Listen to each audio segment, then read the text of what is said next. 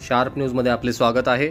मालेगाव टेहरे ते चर्च नामपूर या रस्त्यावर वाहतूक मोठ्या प्रमाणावर वाढल्याने येथील रहिवाशांना जीव मुठीत घेऊन चालावे लागत आहे।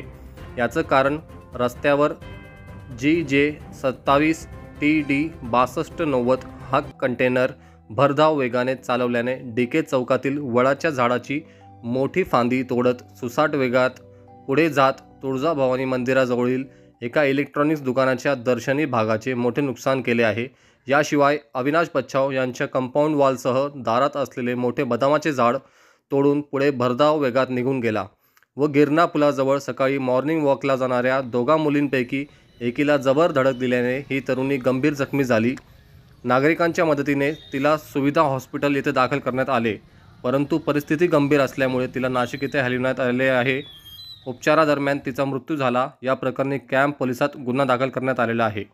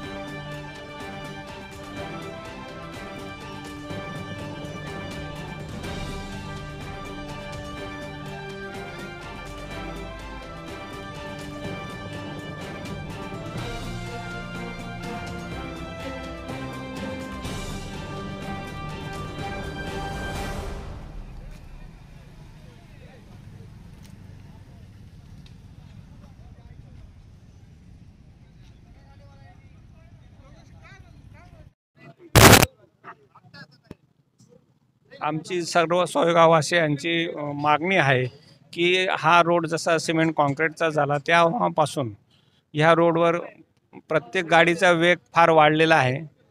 इथं नेहमीच ॲक्सिडेंट होत आहेत। मागच्याही आठवड्यात एक ॲक्सिडेंट झाला तर 2 लोक इथं मयत झालेले आहेत। आणि हा रोड सकाळी सर्व गावातील मुलं महिला शाळेत जातात, ड्युटीवर जातात, तर इथं स्पीड ब्रेकर होणं फार गरजेचं आहे। इथं जे प्रत्येक रोडला येणारे प्रत्येक जंक्शन जे आहे त्या जंक्शनवर इथं सिमेंट कॉन्क्रीटची स्पीड ब्रेकर होणं अतिशय गरजेचं आहे। कारण याच्या आधी जे रबरची स्पीड ब्रेकर टाकली ती रबरची स्पीड ब्रेकर्स ही निघून गेलेली आहेत।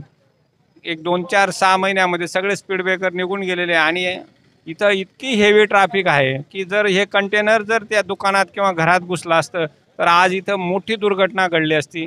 तर याच्याकडे शासनाने लक्ष द्यावं आणि त्वरित speed breaker concrete speed breakers टाकावे प्रत्येक जंक्शनला।